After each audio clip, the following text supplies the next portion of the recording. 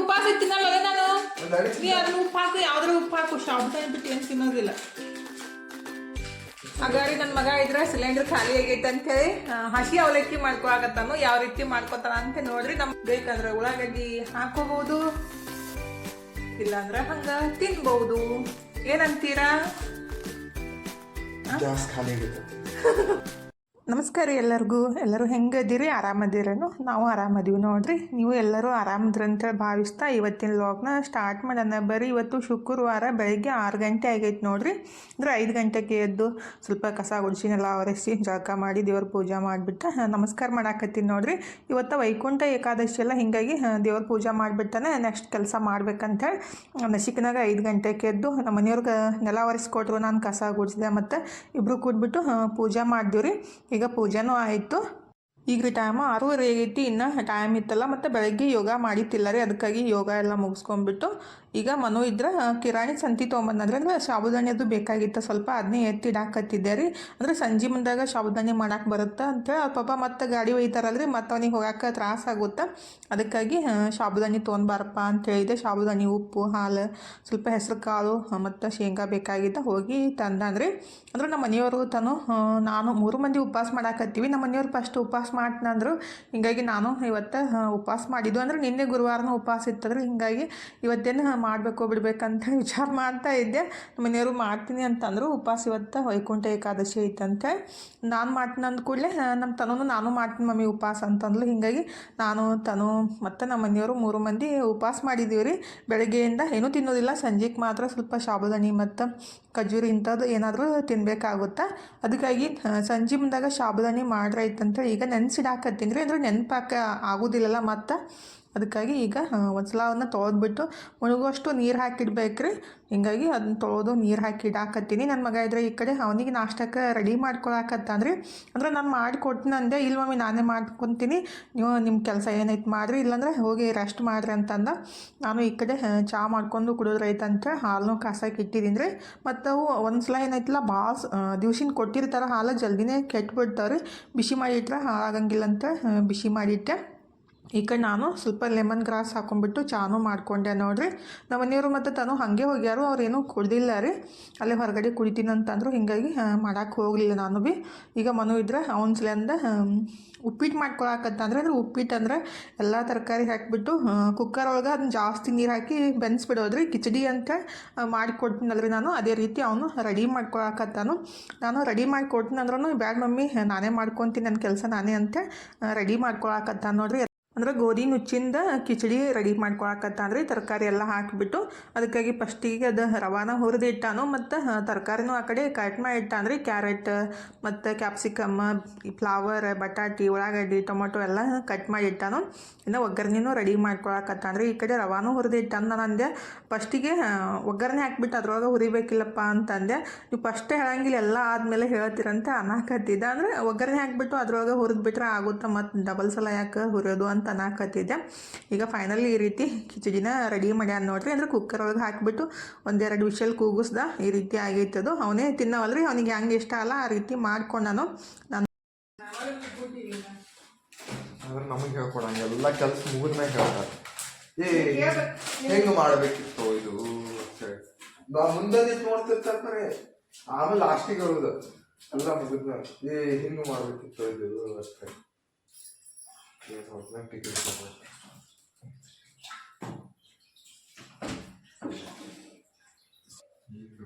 ಕೊತ್ತಂಬರಿ ಕಟ್ ಮಾಡ್ಕೋ, ನೋಡು ಹಾಕ್ಬಿಡ್ತಾನ.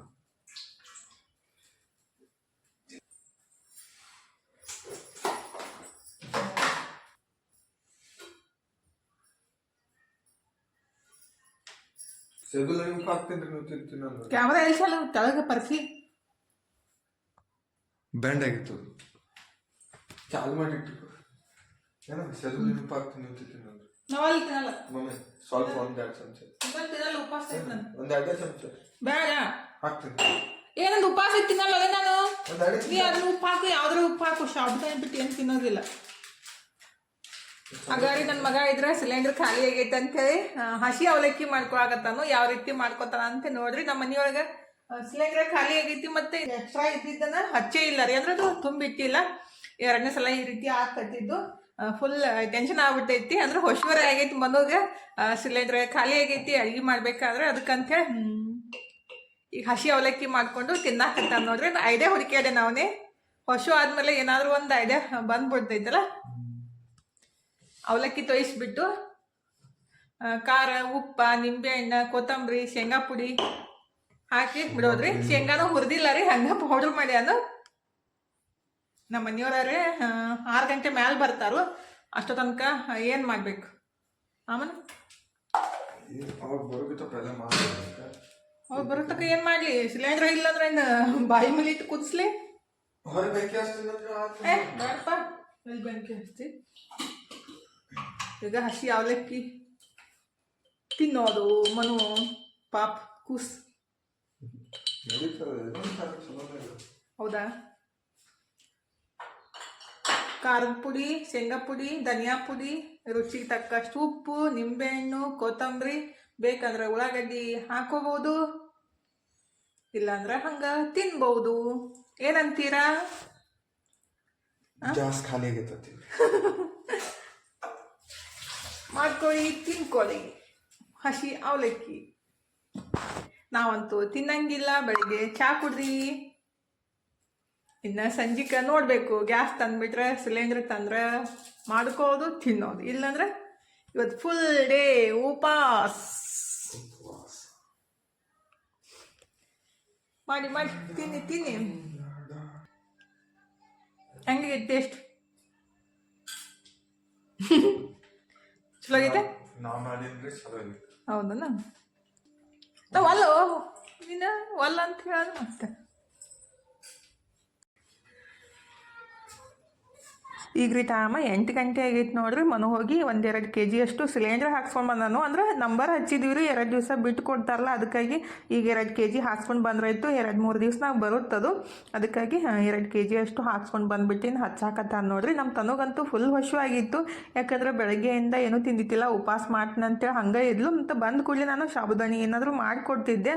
ಹಿಂಗಾಗಿ ಏನೂ ತಿಂದಿತ್ತಿಲ್ಲರಿ. ಟೈಮ್ 8 ಗಂಟೆ ಆಗಿತ್ತು. ಫುಲ್ ಮುಖ ಪೂರ್ತಿ ಸಣ್ಣ ಮಾಡಿಬಿಟ್ಟಿದ್ಲು. ನಾನಂತೂ ಯಾವಾಗ ತೊಗೊಂಡು ಬಂದುಬಿಡ್ತಾರಪ್ಪ, ಯಾವಾಗ ಆಕಿಗೆ ಸಾಬುದಾನಿ ಮಾಡಿಕೊಡ್ಲಿ ಅಂತ ಅನ್ನಾಕತ್ತಿದ್ದೆ. ಈಗ ಫೈನಲಿ ತಂದುಬಿಟ್ಟು ಮನು ಸಿಲಿಂಡ್ರ್ ಹಚ್ಚಾನ ನೋಡ್ರಿ. ಇನ್ನು ಸಾಬುದಾನಿ ರೆಡಿ ಮಾಡ್ಬೇಕ್ರಿ. ಬರಾಮದಾಗ ಖಜೂರಿ ತೊಗೊಂಬಂದಿದ್ರು, ಅದ್ರೊಳಗೆ ಸಣ್ಣ ಸಣ್ಣ ನುಷಿ ಆಗಿದ್ದು ರೀ. ಹಿಂಗಾಗಿ ವಾಪಸ್ ಕೊಟ್ಟು ತೊಗೊಂಡು ಬಾ ಅಂತ ಅನ್ನಾಕತ್ತಿದ್ದೆ. ಮನು ಇದ್ರೆ ವಾಪಸ್ ಕೊಟ್ಟು ಹೋಗಿ ತೊಗೊಂಬರನ್ ಬಾಪಪ್ಪ ಅಂತಂದರೆ, ಬೇಡ್ಬಿಡು ಅದೇನಾಗುತ್ತೆ ಹಂಗೆ ತಿನ್ನಂತ ಅಂದರು. ಇಲ್ಲ ನಾನು ವಾಪಸ್ ಕೊಟ್ಟು ತೊಗೊಂಡು ಬರ್ತೀನಂತ ಮನು ಮತ್ತು ತನು ಹೊಂಟಾರ ನೋಡ್ರಿ. ಅಂದ್ರೆ ನಮ್ಮ ಮನೆಯವ್ರು ಇರಲಿ ಬಿಡು, ಹೆಂಗಿದ್ರೂ ಅಡ್ಜಸ್ಟ್ ಮಾಡ್ಕೊಂಡು ಹೋಗ್ಬಿಡ್ತಾರೆ. ಮನು ಆ ರೀತಿ ಅಲ್ಲ ರೀ. ಮೊನ್ನಷ್ಟು ಶಾಣೆ ಇದ್ಬಿಟ್ಟಿದ್ರೆ ನಮ್ಮ ಮನೆಯವರು ಇನ್ನಷ್ಟು ನಮ್ಮ ಲೈಫ್ ಇಂಪ್ರೂವ್ಮೆಂಟ್ ಆಗ್ತಿತ್ತಂತ ಅನಿಸ್ತೈತಿ. ಬಟ್ ಏನೂ ಮಾಡೋಕ್ಕಾಗಂಗಿಲ್ಲ ರೀ, ಮಕ್ಕಳಾದರೂ ಶಾಣೆ ಅದಾರಲ್ಲ ಅಂತೇಳಿ ಖುಷಿ ಪಡೋದು. ಈಗ ಮನೂ ಅದು ಏನಂತಾರೆ ಖಜೂರಿಗೆ ವಾಪಸ್ ಕೊಟ್ಟು ಬರಕ್ಕೆ ಹೋಗ್ಯಾನು. ಈ ಕಡೆ ನಾನು ಸಾಬುದಾನಿ ರೆಡಿ ಮಾಡ್ಕೊಳಕತ್ತೀನಿ ನೋಡ್ರಿ. ಅಂದರೆ ಎಣ್ಣೆ ಹಾಕಿಬಿಟ್ಟು ಒಗ್ಗರಣೆ ಹಾಕಿ ಮಾಡೋಕ್ಕಿಂತ ರೀ ಈ ರೀತಿ 1-2 ಸ್ಪೂನಷ್ಟು ಎಣ್ಣೆ ಹಾಕಿಬಿಟ್ಟು, ಅಂದ್ರೆ 1 ದೊಡ್ಡ ಸ್ಪೂನ್ ಹಾಕಿಬಿಟ್ರೆ ಸಾಕಾಗುತ್ತೆ. ಎಲ್ಲ ಕಡೆ ಈ ರೀತಿ ಮಿಕ್ಸ್ ಮಾಡಿಬಿಟ್ಟು ಸ್ಟೀಮ್ ಒಳಗೆ ಬೆನ್ಸ್ಕೋಬೇಕು, ಅಂದರೆ ಹವೆ ಒಳಗೆ ಬೆನ್ಸ್ಕೋಬೇಕಾಗುತ್ತೆ. ಆಮೇಲೆ ಶೇಂಗಾ ಪುಡಿ, ಉಪ್ಪು ಮತ್ತು ನಮ್ಮ ಖಾರ ಬೇಕಂದ್ರೆ ಖಾರ ಹಾಕೊಂಡ್ಬಿಟ್ಟು ಮಿಕ್ಸ್ ಮಾಡ್ರಾಯ್ತು. ಮಸ್ತ್ ಆಗುತ್ತೆ. ಅಂದರೆ ಎಣ್ಣೆ ಇಲ್ಲಾರನೇ ಈ ರೀತಿ ಮಾಡ್ಕೋಬೋದು. ನಾನು ಭಾಳ ಸಲ ಮಾಡಿದ್ದೀನಿ. ಇವತ್ತು ರೊಟ್ಟಿ ಬುಟ್ಟಿ ಒಳಗೆ ಅರ್ಬಿ ಒಳಗೆ ಹಾಕಿಬಿಟ್ಟು ಬೆನ್ಸಾಕಿಟ್ಟಿದ್ದೀನಿ. ಆ್ಯಕ್ಚುಲಿ ಅದು ಬಟ್ಟೆ ಏನೈತೆ ಅಂದರೆ ಹಸಿ ಮಾಡಿಬಿಟ್ಟು ಹಾಕಬೇಕಿತ್ತು, ನನಗೆ ನೆನಪಾಗಲೇ ಇಲ್ಲ. ಆಮೇಲೆ ನೆನಪಾಯ್ತು ಹೋಲ್ಬಿಡು ಅಂತ ಹಂಗೆ ಬಿಟ್ಟಾರೆ. ಅಂದರೆ ಹಸಿ ಮಾಡಿಬಿಟ್ರೆ ಅದು ಹತ್ಕೊಳಂಗಿಲ್ಲ ರೀ. ಅದು ಹಸಿ ಮಾಡ್ಲಿಕ್ಕಂದ್ರೆ ಸ್ವಲ್ಪ ಅದು ಅರ್ಬಿಗೆಲ್ಲ ಹತ್ಕೊಂತೈತಿ. ಅಂದರೆ ಸಾಬುದಾನಿ ರೀ ಬೆಂದ ಮೇಲೆ ಸ್ವಲ್ಪ ಹಸಿ ಮಾಡಿಬಿಟ್ಟು ಈ ರೀತಿ ಬೆನ್ಸ್ಕೊಂಡ್ಬಿಟ್ಟು ರೆಡಿ ಮಾಡ್ಕೋಬೇಕು. ಅವಾಗ ಎಣ್ಣೆ ಹಾಕ್ಲಾರ್ದೆ ಸಾಬುದಾನಿ ಮಸ್ತಾಗಿ ರೆಡಿ ಆಗೋದ್ರಿ. ಮತ್ತು ಸಾಫ್ಟಾಗಿನೂ ಇರ್ತೈತಿ ಬಾಯಿ ಒಳಗೆ. ಮತ್ತು ಬಿಡಿ ಬಿಡಿನೂ ಆಕೈತ್ರಿ. ಅಂದ್ರೆ ಒಬ್ಬೊಬ್ರು ಏನು ಮಾಡ್ತಾರೋ ಬಿಡಿ ಬಿಡಿ ಆಗಲಿ ಅಂತ ಜಾಸ್ತಿ ಎಣ್ಣೆ ಹಾಕಿಬಿಟ್ಟು ಮಾಡ್ತಾರಲ್ರಿ. ಈ ರೀತಿ ಮಾಡ್ಕೊಂಡ್ಬಿಟ್ರೆ ಭಾಳ ಮಸ್ತ್ ಆಗ್ತೈತ್ರಿ. ಎಣ್ಣೆನೇ ಜಾಸ್ತಿ ಬೇಕಾಗಿಲ್ಲ. ಮನೂ ವಾಪಸ್ ಹೋಗಿ ಅಂದ್ರೆ ಅದು ಕೊಟ್ಬಿಟ್ಟು ತೊಗೊಂಡು ಬಂದಾರಿ. ಆದರೂ ಅಷ್ಟೊಂದೇನು ಸರಿ ಇದ್ದಿತ್ತಿಲ್ಲ. ಅಂದರೆ ಇಲ್ಲಿ ಲೋಕಲ್ ಒಂದು ಮನೆ ಸಮೀಪನ ಒಂದು ಅಂಗಡಿ ಐತ್ರಿ, ಕಿರಾಣಿ ಸ್ಟೋರ, ಅಲ್ಲಿ ತಂದಿದ್ದು. ಆದ್ರೆ ಸರಿ ಇದ್ದಿತ್ತಿಲ್ಲ ರೀ. ಸೀಡ್ಲೆಸ್ ಅಂತ ಹೇಳ್ತಾರೋ, ಅದೇ ನಾರ್ಮಲ್ ಖಜೂರಿ ಇರ್ತಿತ್ತಲ್ರಿ, ಅದನ್ನ ಬೀಜ ತೆಗೆದ್ಬಿಟ್ಟು ಈ ರೀತಿ ಪ್ಯಾಕ್ ಮಾಡ್ಯಾರು. ನನಗಂತೂ ಒಂಚೂರು ಇಷ್ಟ ಆಗಲೇ ಇಲ್ಲ. ಮತ್ತು ಸ್ಮೆಲ್ಲು ಅದು ಒಂಥರ ಹುಳಿ ಬಂದಂಗೆ ಆಲಾಕತ್ತಿತ್ತ. ಮನು ತನು ಅಂತೂ ನಾನಂತೂ ತಿನ್ನಲ್ಲ ಅಂತ ಅನ್ನಾಕತ್ತಿದ್ರು. ನಾನೇನು ಮಾಡಿದೆ ಅಂದರೆ ಅವನ್ನೆಲ್ಲ ಈ ರೀತಿ ಬಿಡಿಸ್ಕೊಂಡ್ಬಿಟ್ಟು ಒಂದು 3-4 ಸಲ ತೊಳೆದ್ಬಿಟ್ಟೆ ರೀ. ಅವಾಗ ಅದು ಏನಂತಾರು ಹುಳಿ ಸ್ಮೆಲ್ನು ಹೋಗ್ತೈತಿ ಮತ್ತು ಟೇಸ್ಟ್ ಹತ್ತವ ಅಂತೇಳಿ ಯಾವಾಗಲೂ ನಾನು ಖಜೂರಿ ಕುಲ್ಲಾನು ತರ್ತೀವಲ್ರಿ ಕೆ ಜಿ ಗಟ್ಟಲೆ ಬೀಜ ಇದ್ದಿದ್ದು ಅವನು ತೊಳೆದ್ಬಿಟ್ಟನೆ ಕೊಡೋದು. ಆದರೆ ಇವು ಬೀಜ ಇಲ್ಲಾರ್ದು ತಂದುಬಿಟ್ರೆ ತೊಳ್ಯಾಕೂ ಅಷ್ಟು ಸರಿ ಅನ್ಸಂಗಿಲ್ಲ ರೀ. ಯಾವಾಗಲೂ ಬೀಜ ಇದ್ದಿದ್ದು ತಂದುಬಿಟ್ಟು ತೊಳೆದು ಬಿಸಿಲಿಗೆ ಹಾಕಿ ಸ್ಟೋರ್ ಮಾಡ್ಕೋಬೋದು. ಅಂದರೆ ಎಲ್ಲ ಕಡೆ ಬಿದ್ದಿರ್ತಾವೆ ಮತ್ತು ಯಾವುದೇ ರೀತಿಯಿಂದ ಎಲ್ಲ ಬೀಜ ತೆಗೆದ್ಬಿಟ್ಟು ಹಾಕಿರ್ತಾರಂತೇಳಿ ಒಲ್ಲೆ ಅನ್ನಿಸ್ತೈತಿಲ್ಲ ತಿನ್ನಕ್ಕೆ. ಮತ್ತು ಜಾಸ್ತಿ ಅಮೌಂಟ್ ಕೊಟ್ಟು 500-600 ರೂಪಾಯಿ ಕೆ ಜಿ ಸಿಗ್ತಾವೆ. ಸ್ವಲ್ಪ ಚಲೋ ಇರ್ತಾವೆ ರೀ, ಕಾಸ್ಟ್ಲಿ ಇರ್ತಾವೆ. ಅದಕ್ಕಾಗಿ ತರಕ್ಕೆ ಆ ರೀತಿ ತರಕ್ಕಾಗ್ಲಿಕ್ಕಂದ್ರೆ ಇದೇ ಖಜೂರಿನ ಸ್ವಲ್ಪ ತೊಳೆದ್ಬಿಟ್ಟು ಯೂಸ್ ಮಾಡ್ಕೋಬೇಕು. ನಮ್ಮ ಮನೆಯವ್ರಂತೂ ಈ ರೀತಿ ತಂದಿದ್ರು. ನನಗಂತೂ ಇಷ್ಟ ಆಗಲೇ ಇಲ್ಲ ಮತ್ತು ತನ್ನ ಮನಗೂ ಇಷ್ಟ ಆಗಲಿಲ್ಲ. ಬಟ್ ವೇಸ್ಟ್ ಮಾಡೋದೇನಂತೇಳಿ ಅವನ್ನ ತೊಳೆದ್ಬಿಟ್ಟು ತಿನ್ನಾಕತ್ತೀವಿ ನೋಡ್ರಿ. ಯಾವಾಗಲ್ಲ ನಾನು ಕುಲ್ಲ ತಂದ್ರೂ ಅಷ್ಟೇ ಅಂದ್ರೆ ಕೆ ಜಿ ಗಟ್ಟಲೆ ಕುಲ್ಲ ಕೊಡ್ತಾರಲ್ರಿ ಕಿರಾಣಿ ಸ್ಟೋರ್ ಒಳಗೆ, ಅವನ್ನ ತಂದುಬಿಟ್ಟು ನಾನು 1-2 ಸಲ ತೊಳ್ಕೊಂಬಿಟ್ಟನೆ ಯೂಸ್ ಮಾಡ್ತೀನಿ. ಈಗ ತಂದಿದ್ರು ವೇಸ್ಟ್ ಮಾಡೋಕ್ಕಿಂತ ಈ ರೀತಿ ತೊಳೆದ್ಬಿಟ್ಟು ತಿಂದ್ರಾಯ್ತಂತ ತೊಳೆದು ಇಟ್ಟಿದ್ದೀನಿ ನೋಡ್ರಿ. ಈ ಕಡೆ ಸಾಬುದಾನಿನೂ ಬೆನ್ಸಾಕಿ ಇಟ್ಟಿದ್ದೆಲ್ಲ ಅಂದ್ರೆ ಒಂದು 7-8 ನಿಮಿಷ ಬೆನ್ಸ್ಕೋಬೇಕಾಗುತ್ತೆ. ಚಲೋತ್ನಾಗ ಅದು ಬೆಂದ್ಬಿಡ್ತೈತ್ರಿ. ಫಸ್ಟಿಗೆ ಐತಿಲ್ಲ ಸ್ವಲ್ಪ ಜಿಗಿಟ್ ಅನಿಸ್ತಾ ಇರ್ತೈತಿ. ಅದಕ್ಕೆ ಶೇಂಗಾ ಪುಡಿ, ಉಪ್ಪು, ಸ್ವಲ್ಪ ನಿಂಬೆಹಣ್ಣು, ಸಕ್ಕರೆ, ಕೊತ್ತಂಬರಿ ಹಾಕಿ ಮಿಕ್ಸ್ ಮಾಡಿದ ತಕ್ಷಣ ಎಲ್ಲ ಬಿಡಿ ಆಗ್ತೈತ್ರಿ. ಅಂದ್ರೆ ಹತ್ಕೊಳ್ಳೋಂಗಿಲ್ಲ. ಫಸ್ಟಿಗೆ ಸ್ವಲ್ಪ ಬಿಸಿ ಇದ್ದಾಗ ಈ ರೀತಿ ಕೈಗೆ ಅಂಟ್ಕೋತಾ ಇರ್ತೈತಿ. ಶೇಂಗಾ ಪುಡಿ ಹಾಕಿಬಿಟ್ರೆ ಮಸ್ತಾಗಿ ಬಿಡಿ ಆಗುತ್ತೆ ನೋಡ್ರಿ. ಈಗ ನಾನು ಅದು ಒಂದು ಬೇರೆ ಬುಟ್ಟಿಗೆ ತೆಗೆದ್ಬಿಟ್ಟು ಬೆಂದಿದ್ದು ಅದಕ್ಕೆ ರುಚಿಗೆ ತಕ್ಕಷ್ಟು ಉಪ್ಪು ಮತ್ತು ಶೇಂಗಾ ಪುಡಿ ಮಾಡಿ ಇಟ್ಟಿದ್ದೆ ಅಲ್ರಿ. ಸ್ವಲ್ಪ ದಪ್ಪಗೆ ಶೇಂಗಾ ಪುಡಿ ಮಾಡಿ ಹಾಕಬೇಕು. ಭಾಳ ಸಣ್ಣ ಮಾಡ್ಕೊಳಕ್ಕೆ ಹೋಗಬಾರ್ದು, ಟೇಸ್ಟ್ ಬರೋಂಗಿಲ್ಲ ರೀ. ನನ್ನ ಮಗಳಿಗಿದ್ರೆ ನಿಂಬೆಹಣ್ಣು ಕಟ್ ಮಾಡಿ ಕೊಡವ ಅಂತ ಅಂತೀನಿ. ಇಲ್ಲಿ ಮಮ್ಮಿ ಹಾಗೆ ಹಾಕ್ಬಿಡು ನಡಿತೈತಿ, ಸ್ವಲ್ಪ ಕಟ್ ಮಾಡಿದ್ದೈತೆ ಅಂತ. ಅದು ರಸ ಬೀಳಂಗಿಲ್ಲಮ್ಮ ಅಂತಂದ್ರೂ ಕೇಳಂಗಿಲ್ಲ ರೀ. ಅವ್ರ ಪಪ್ಪನ ಥರಕ್ಕೆ ಎಲ್ಲನೂ ಹೆಂಗಾರೆ ಆಗಿಬಿಡ್ಲಂತ ಅನ್ಕೊಂತಿರ್ತಾಳು. ಈಗ ಫೈನಲಿ ಸಾಬುದಾನಿನೂ ರೆಡಿ ಮಾಡಾಕತ್ತೀನಿ ನೋಡ್ರಿ. ಈ ರೀತಿ ರೆಡಿ ಆಗೈತೆ ಮಸ್ತಾಗೆ. ಎಷ್ಟು ಬಿಡಿ ಆಗೈತೆ ರೀ ಮತ್ತು ಸಾಫ್ಟಾಗಿ ಬಾಯಿ ಒಳಗಿರುತ್ತೆ. ಜಿಗಿಟ್ನು ಅನ್ಸಂಗಿಲ್ಲ ರೀ ಜಾಸ್ತಿ. ಮತ್ತು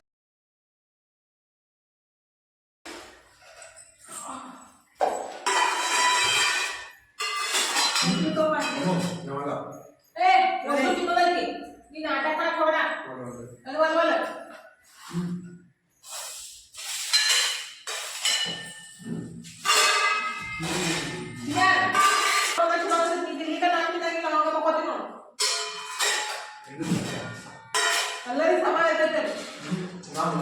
ಇವಳೆಲ್ಲ ಕೇಳಿದ್ರೆ ನಂಗೆ ಸಮ ಇರ್ತೈತೆ ಎಲ್ಲ. ತುಂಬ ತಲೆ ಬಿಸಿ ಮಾಡೋಣ.